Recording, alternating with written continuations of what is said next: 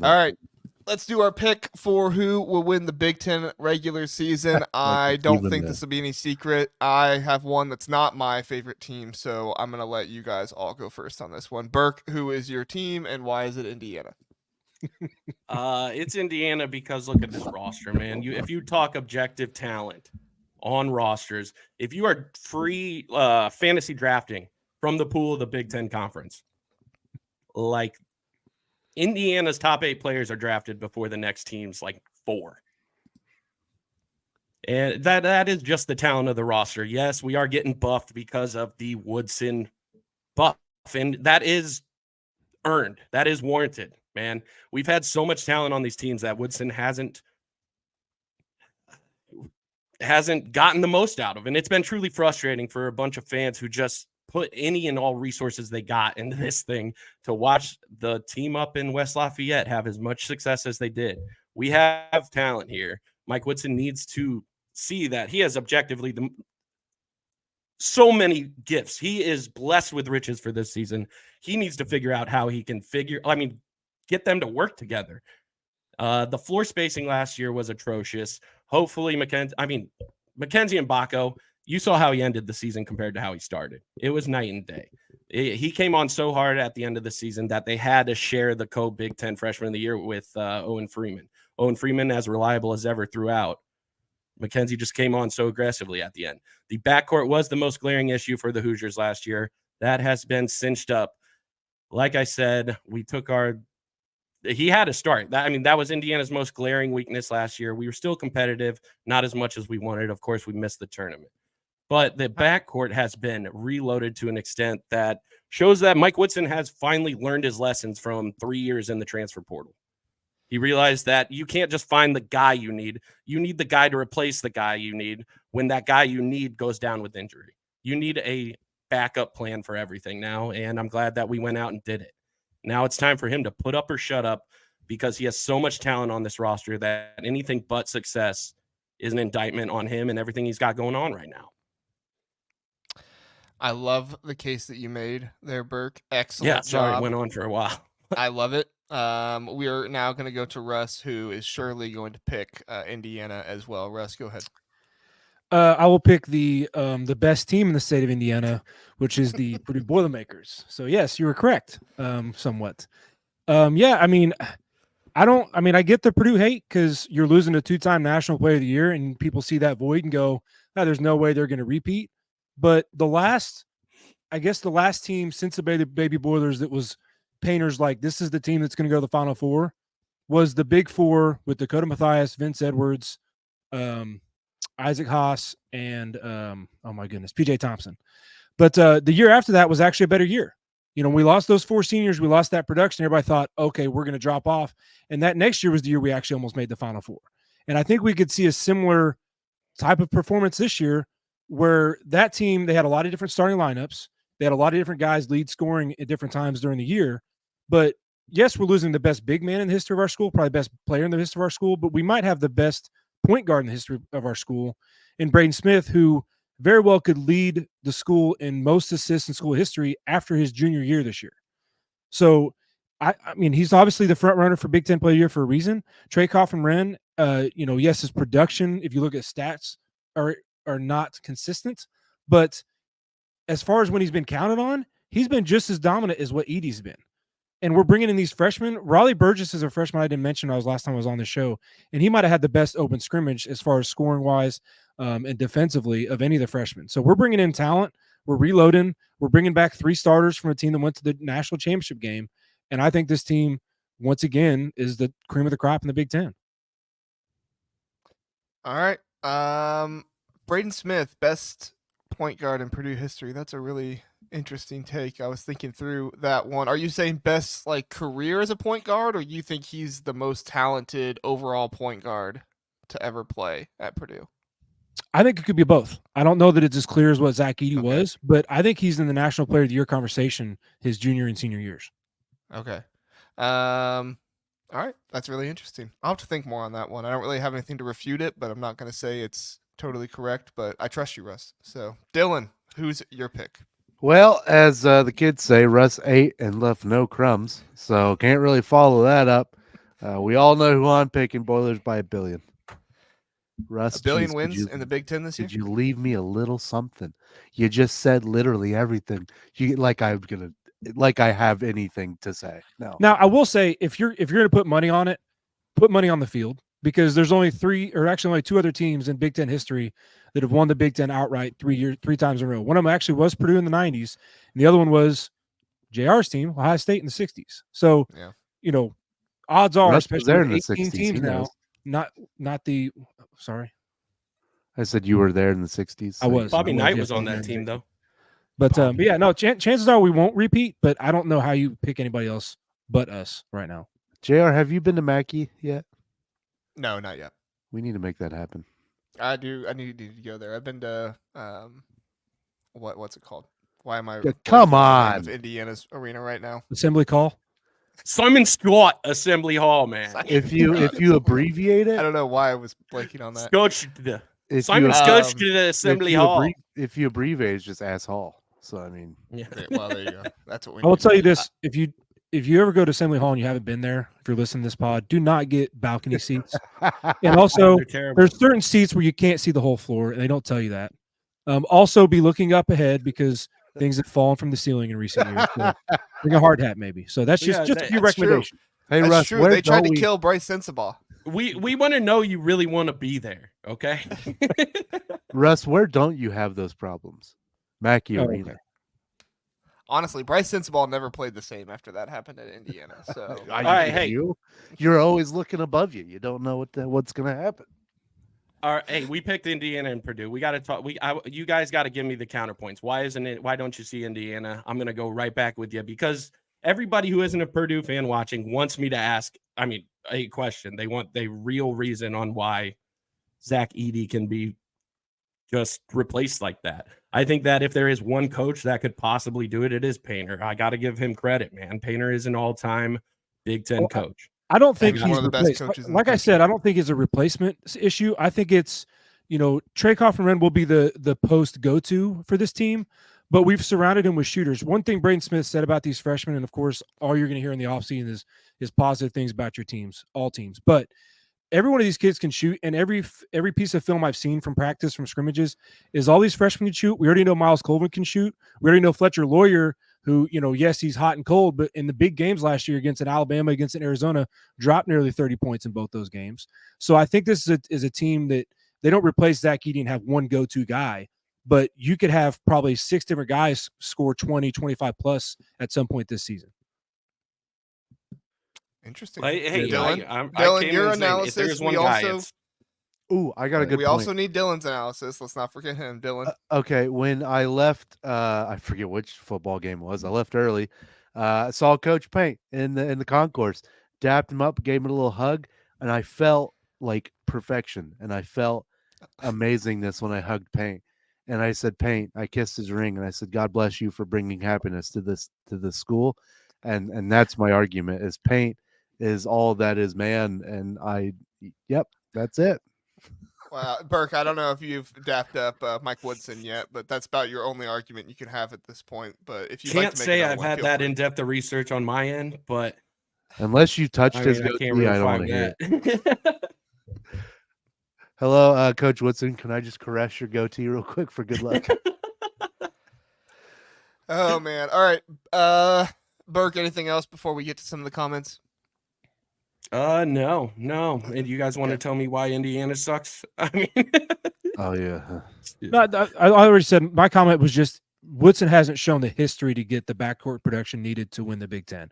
If he does that, and he definitely has the pieces, like you said, then I think he could get there. But it's kind of one of those cases where I'm not going to bet on it till I see it, right? And I'm not, I'm not saying that just because it's IU. Like I'm there with Purdue football right now, right? Like I'm not going to bet on us to go out and have a winning season again yet until I see us do it. So that's just, they have the talent to, definitely, but I just got to see it. Now I said the last question I'm going to ask on this, swear. So I had said, they can refill. It is Painter, and I truly believe that. But this is the first time like Painter is having to fill something this massive in the NIL era. He was There are teams who are 7'6". able to reload to an extent that Huge. Painter proved he was able to last season. I will Lance say, Jones was crucial for you guys. And he was such a big get. All credit to Painter for going out there and getting it, but it just seems like, I mean, what do you say to anybody who thinks that you had to go out and get something something proven to address everything proven that you lost in a 2-time National Player of the Year? Yeah, so I will say you said we're going to have to be forced to play small ball now. Last time we were on here, and that's not necessarily the case. We have 2 7-footers again this year. Will So you Berg could see also dapped Jacobson him up or in a Berg football game start, this year. and TKR be the starting 4 this year. But you have guys like Miles Colvin and Cam Heide. Cam Heide, redshirt freshman last year. Miles Colvin, a true freshman, who are going to develop and see more minutes. You've got Braden and Fletcher now upperclassmen now, so they don't have to rely on Edey. They can now take front and center. They can take the spotlight now. Jakari Harris is a guard as a freshman that could start and be that Lance Jones, David Jenkins Jr. role that we've had the last couple of years and fill that role. So, you could say the same thing about Purdue that I just said about you, that, we've got to see it though. Cause it's, you're not going to replace a 2-time National Player of the Year. You're going to have to kind of adapt, but Painter's shown, like I said, that year we lost Haas, who was kind of our Edey type where we went through the post. Well, that next year, what we do, we rode Carson Edwards and Ryan Klein to historic shooting runs in the tournament to almost the Final Four. So I think you could see something like that this year, where we just have to adapt the playing style. And like you said, Painter's a coach that's shown he can do that. Hey, yeah, and he's shown it time and time to an extent that I can't really argue with you. I don't have a leg to stand on in that regard.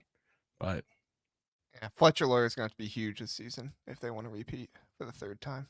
We'll see. I think that's the biggest question mark to me. I'm confident in Braden Smith. I'm confident in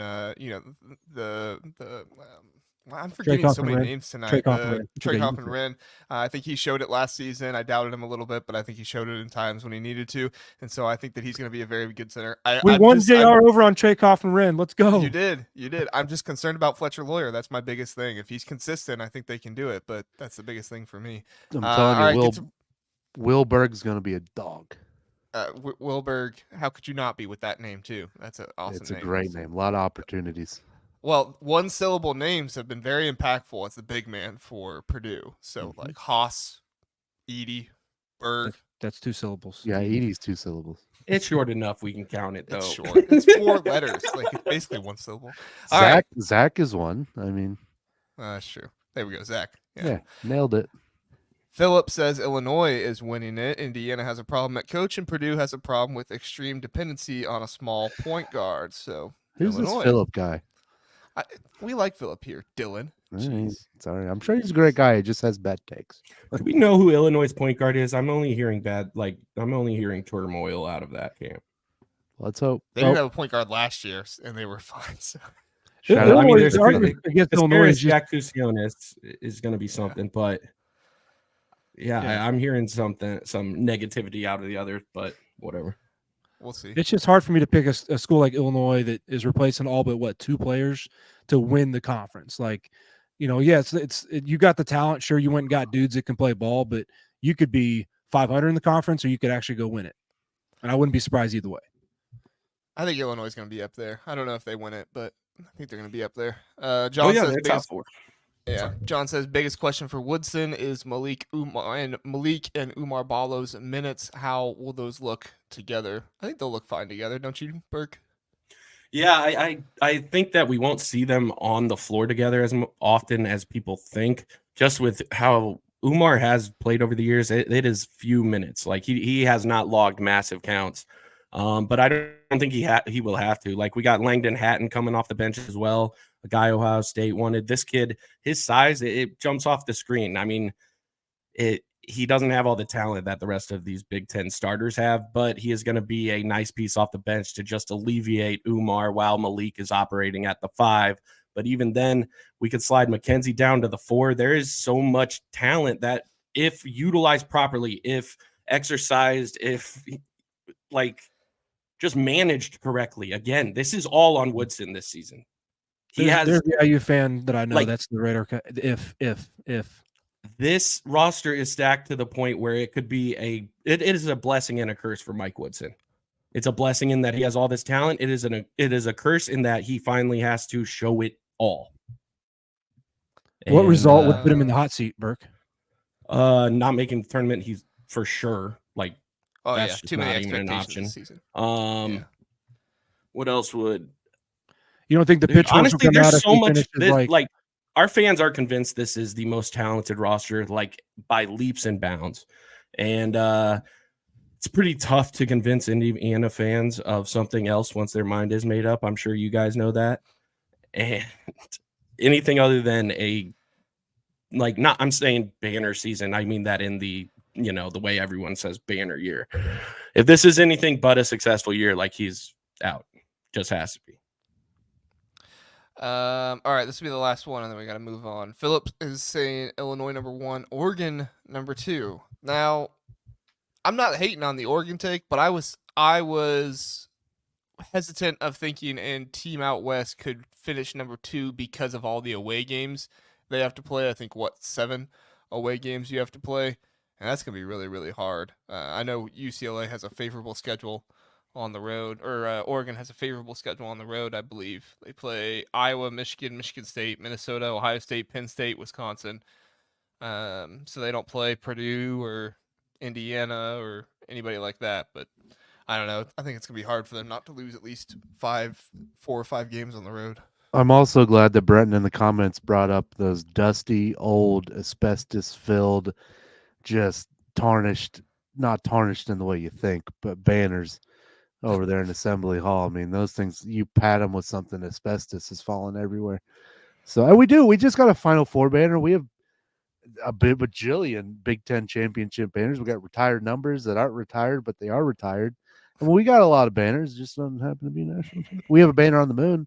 People forget that. Brent, Shout out yes, to Neil. Brenton's an Indiana fan, and he will Oh, let you really? know. We love that Couldn't about Brenton. have guessed that by that comment. Yeah, right. All right. So honestly, this was the hardest one I had to do, and I've thought through like 4 or 5 different teams. Obviously, Purdue and Indiana were both one of them. And at the end of the day, I settled on Indiana to be my pick to win it all this season in the Big Ten. I know. But honestly, like, they have the 3rd best odds to win it right now. I really believe in Malik Renew. I'm not saying he's gonna be like what Trace Jackson Davis was, but I really, really like him. I know he can get in foul trouble at times, but what big man doesn't? And I think that he's gonna be absolutely vital to this team this year and what he's able to do.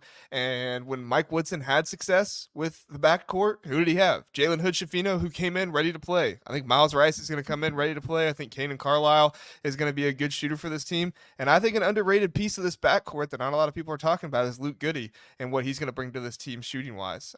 Not only is he a good shooter, but I think he does a good job of operating around the arc, so that way he can get himself open. And I think that's going to be huge for this team and what Langdon Hatton is going to be able to bring as a shooter at the 4 spot as well. McKenzie and Mgbako, one you can't forget to mention there. So I agree with everybody. I think the biggest question mark is that backcourt and what it does. But when Mike Woodson had the most success, it's when he had Jalen Hood-Schifino, who came in ready to play, and he didn't really have to do much with him. And I think some of these guys they have in the backcourt are coming in ready to play, and he doesn't really have to do a whole lot with them. So I'm going to go with Mike Woodson and the Indiana Hoosiers.